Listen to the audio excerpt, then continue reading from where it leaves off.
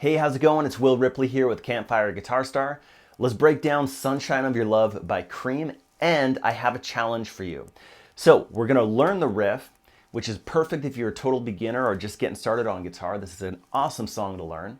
But also it's gonna teach you how to play a 12-bar blues, and we can get into some more advanced chording, which is definitely getting into more of the intermediate and advanced territory. So my challenge for you is to stick with me here through the lesson. We'll learn the whole song and the variations of what you can do to kind of change it from beginner to more advanced.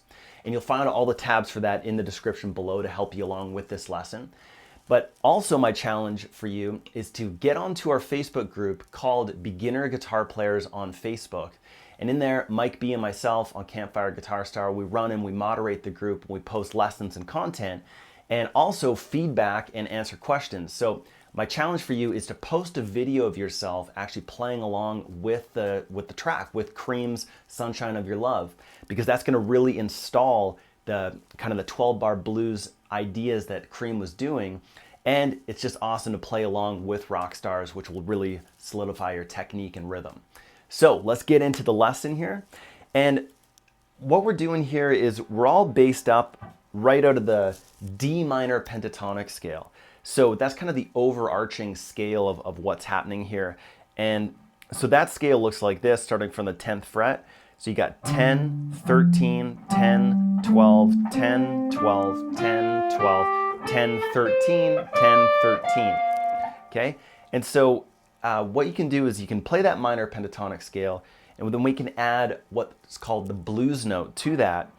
And that's just adding in this 11th fret and the 13th fret of the G string to that scale I just showed you. So a pentatonic scale, a minor pentatonic scale, and a blues scale are actually considered two different scales. However, you can also think of it as like a pentatonic scale with an added note to get your blues scale. So the blues scale looks like this. So we got 10, 13, 10, 11, 12, 10, 12, 10, 12, 13, and then we got 10, 13, 10, 13. Okay? And we'll have those in the PDF for you below as a scale chart. And those are definitely some awesome scales to get down for you as an aspiring blues rock guitar player. And this riff can be played right inside of that scale that we just went over. So starting on the 12th fret with your third finger of the D string, we're gonna hit that twice. And of course, it's really helpful to just know how the song goes in your head. Dun, dun, dun, dun, boom, boom, boom, boom, boom, boom. And just see for yourself right now, can you sing along with that? Can you just project that out of your body right now?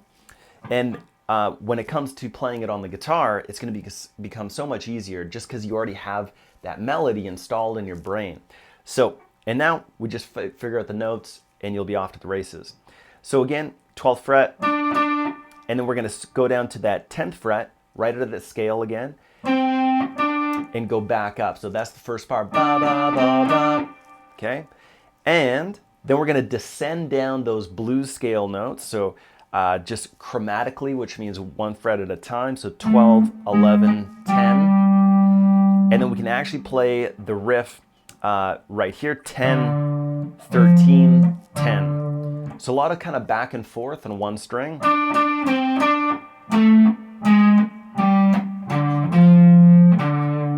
One more time, nice and slow.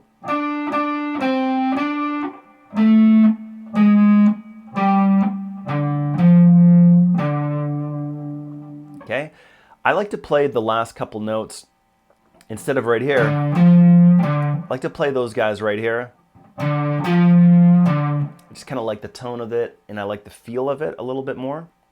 And you'll find those notes on 10 and the 8th fret of the A string and back to the 10th fret. Okay, and so when you compare this note, the 13th fret of the low E string and the 8th fret of the A string, you'll notice that they're actually the same note. They're not even a different octave or anything. They're exactly the same note. And that can be a kind of a confusing thing about the guitar sometimes, is you'll find the same note played in multiple areas. It's cool to learn both. This one, so you can see for yourself how it's just right out of that scale. But when you expand into different notes and playing the same notes in different places on the guitar, as you can imagine, that's going to be really helpful. So you can also play the riff like this.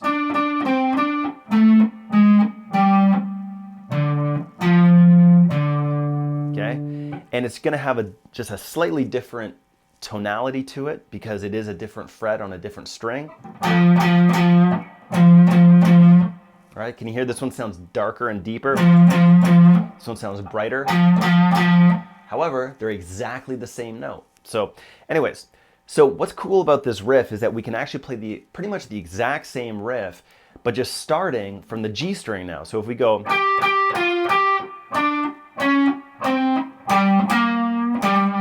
so once you learn that first one, it's actually super easy because, as you know, we started on the D string before. Well, check it out. So you just play that exact same riff, just starting from the G string.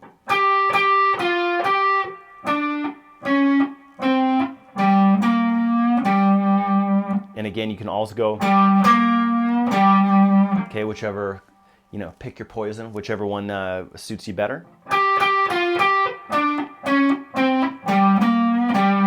Okay, and then we're back to the D.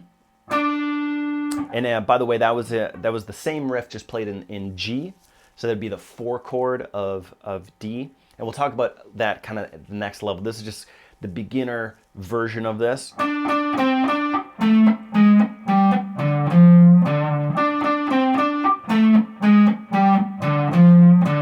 Okay, so the next part is basically the chorus of the song.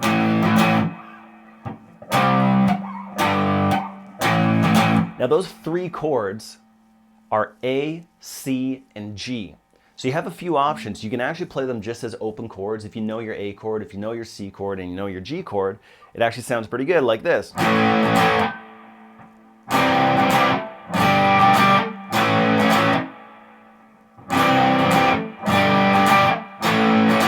And as you can see, the rhythm there is pretty straightforward. I'm just going down, up, down, and then just down, down, right? It's a very basic rhythm.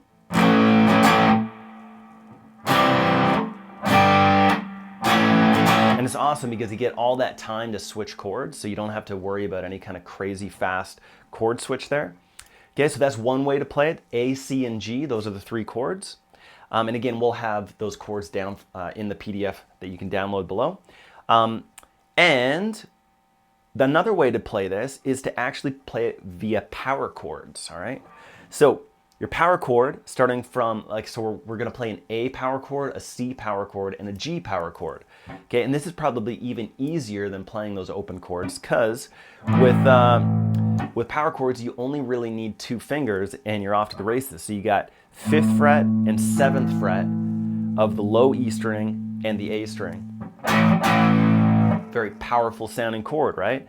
And you'll also see power chords played like this with your pinky finger tucked in on that same fret as your 3rd finger, just 1 more string down towards the floor. And it just makes it sound just even that much more powerful with that extra finger in there. So changes it from this to, okay, it just makes it ever so slightly more muscular. So that's cool if you can get that, but this is actually a great way to play a power chord. And a lot of times I'll play my power chords with my 1st finger and pinky because I can actually rest these 2 fingers in between. It just looks like my fingers are kind of just draped over the strings, but these are acting as, okay, so now the next part of this lesson, what we're gonna do is kind of expand on these topics a little bit and play it more like Eric Clapton and the boys from Cream actually played it and recorded it, okay? And first of all, it's very similar to what we call a 12-bar blues. Okay. Now it's not exactly a 12-bar blues because it is kind of a psychedelic rock track. However, it does have predictable changes like a 12-bar blues does. And that's why I'm challenging you to actually play this track, either this beginner version we just went over or the more advanced version that we're just about to get into. Record a version of yourself playing along with the track and post that in Beginner Guitar Players on Facebook, our Facebook group, and we'll have that link for you in the description below. And but the point of it here is so you can hear those changes for yourself and anticipate those changes and nail the changes, you know. And what I mean by the changes is we've got riff A. So that's played a certain amount of times, okay? And the vocals will cue that, and knowing a 12-bar blues will also cue that for you. And then, so that's riff A, and then to anticipate the change and to nail the change, for example, would be going to the second riff. Okay? And it's gonna be really, really helpful to play along with the track. And again, that's my challenge for you. So to make it sound more like Eric Clapton, and exactly the techniques that he was using, basically what you're gonna wanna do is just expand on these techniques.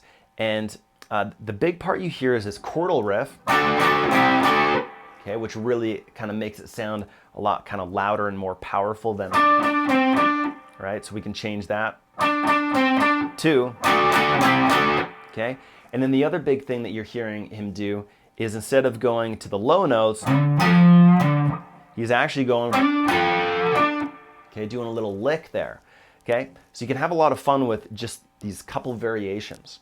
So we've already gone over the riff, and of course you can always pause this video and rewind and get that tab and just work through kind of the beginner version that we have laid out for you. And it's really the intro of the song. But once the band kicks in, we're gonna up it to this chordal riff. So it's the same starting note with the same finger. And the way I think of it is you're just gonna diagonally go up and across and form this chord right here, which is a D major chord. And you're just gonna, as you can see, it just kind of, we've got a third finger, second finger, first finger, just kind of going all up in a diagonal line from that D string, G string, and B string.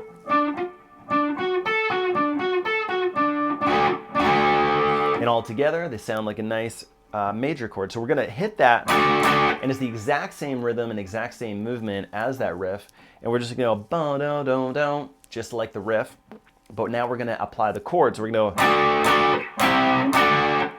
okay? So just try that a couple times for yourself. Let's see if you can get it up to speed. So what I find to be really helpful is to actually shift your fingers and it's almost like a slide. Like you don't want to really lift up your fingers and replace them all. You know, that's obviously going to take a lot more time because it's a very fast movement. So yeah, so there's a bit of a slide going on there, and you'll get a feel for it the more you practice it. So quite simply, all we're gonna do is just add in the notes from the riff that you hear just like on the intro after that chordal riff. So we got,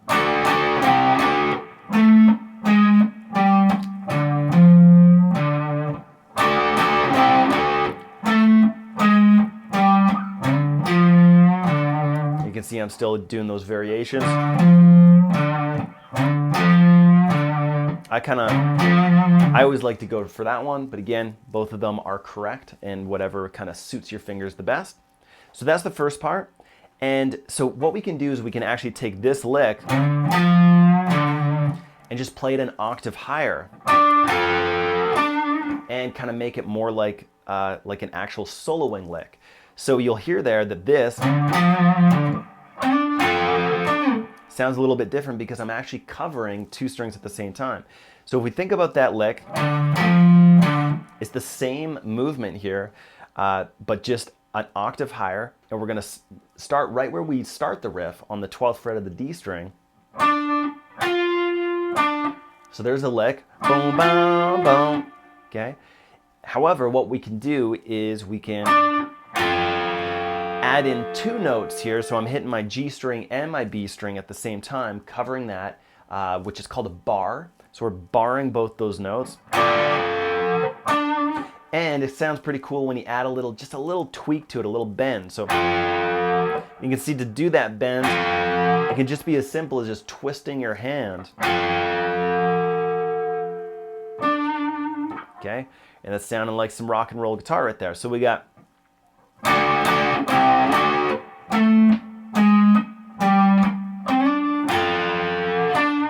Okay, and it's cool to add in a slide right before you start that lick. So slide from the 10 to 12 on the D. So just try that a few times for yourself.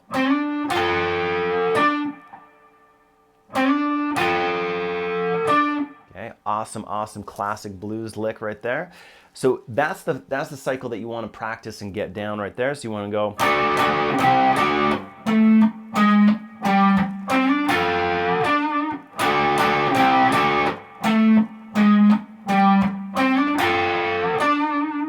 Okay, so if you remember, we can play that exact same riff just on the next set of strings down closer to the floor by going like this.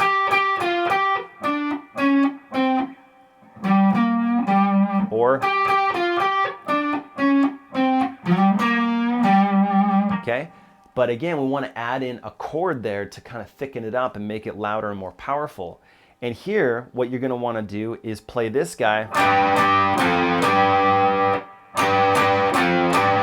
Okay, so as you can see, I'm doing another bar here. So instead of this chord, now we're going to be switching it up to this chord, which is essentially your A chord, like if you play your A chord with one finger, but bump that up. Okay, so there it is, and I'm going to play with my third finger, and I'm barring the D, G, and B strings, and then I'm going to play that exact same ba-na-no-no, but covering those three strings with each shape. So third finger covering D, G, B, first finger covering D, G, B, and then back, but specifically in that ba-da-da-da, right, that movement. So, okay, and then we just follow the riff just like it normally is.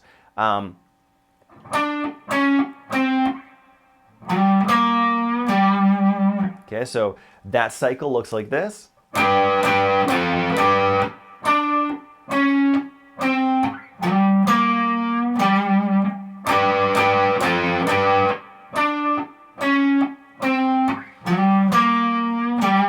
And there's the variation, just like we on the first riff where we went. There's that higher part, right? Well, we can do that on this riff too.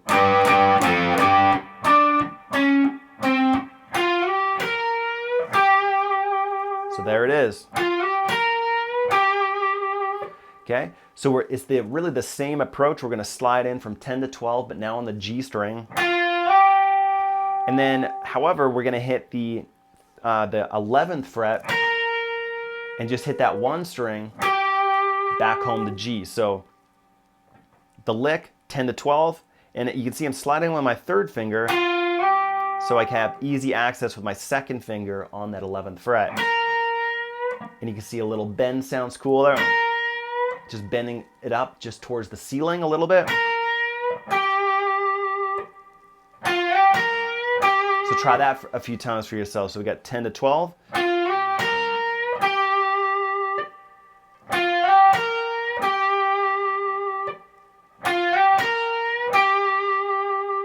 And all together now with that chordal riff, we're going to start on the third finger. And here it is nice and slow.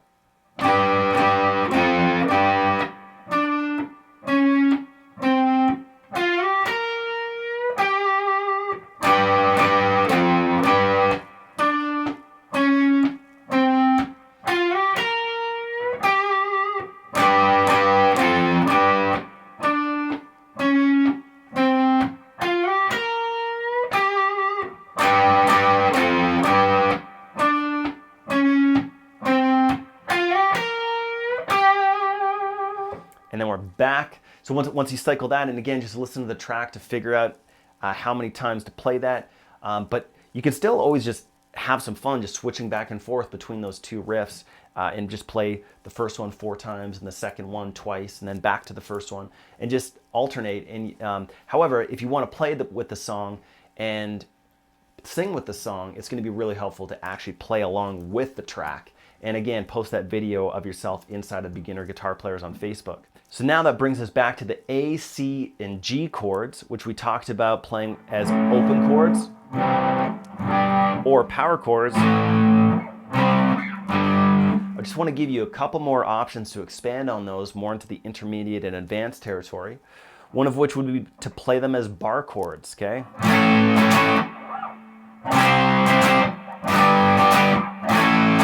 And that sounds really rich and powerful. And what I like to do for this one is to change this bar chord into really maybe what we would call the Jimi Hendrix bar chord. As you can hear, very, very similar, but very different finger placement because I'm using my thumb on that low string, okay? And this might be a little too advanced, but just give it a shot right now, because definitely as you play more guitar and as you're rocking it, you could definitely want to get this shape under your fingers, because you can do all kinds of cool stuff. Okay?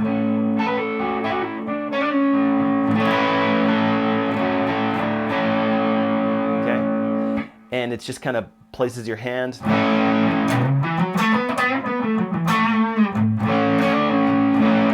to activate other ideas. So anyways, it's just a more inspiring shape to play, in my opinion. So you might want to play it like bar chords like this, up to 8th fret, 3rd fret, 5th fret, okay?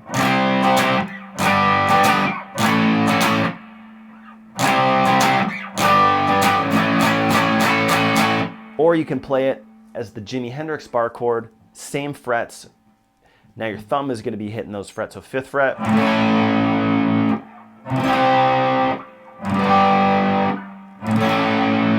And this might be a great cycle for you to practice this new move. Okay?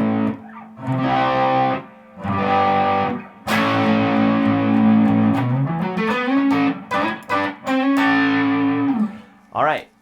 So that is how you play Cream's Sunshine of Your Love. Great, great tune. And I love this joke that I saw on my guitar teacher's door one time. It said, "What does coffee and Eric Clapton have in common? They both suck without cream." Okay? Terrible, terrible joke. We love Eric Clapton and everything that he's done. However, I love Cream, and I wanted to play the Gibson SG because back in the day, that's exactly what Eric Clapton was playing. He was playing a Gibson SG, and he was also well known for playing Gibson 335s. And then with the dissolve of Cream, he went on and switched to more Fender amps and Fender guitars and really pursued a very different style of music. But I love Cream. Definitely check them out if you haven't already. And you probably know this tune. They have all kinds of hit songs and great guitar tracks. But yeah, they have so many good songs. So they're definitely a band worth diving into and checking out. So again, my challenge is for you is once you get these riffs down, play along with the track, put that on in the background, play guitar, record a video just like I'm doing right now, post that in Beginner Guitar Players on Facebook, and we'll give you any feedback if needed. But otherwise, it's just going to be really, really good practice for you to basically get these changes down. And because you're going to be learning roughly what a 12-bar blues is, you got to get all these riffs down, chords, and it's just a super awesome classic track. And if you've been sticking with us at Campfire Guitar Star, you'll know that we have a 5-minute guitar book. We'll ship this book to your door. All you have to do is cover the shipping. This is a really hot offer, and 160-page book with all kinds of reference material and songs and chords and tabs, and it comes with a fully compatible video course as well.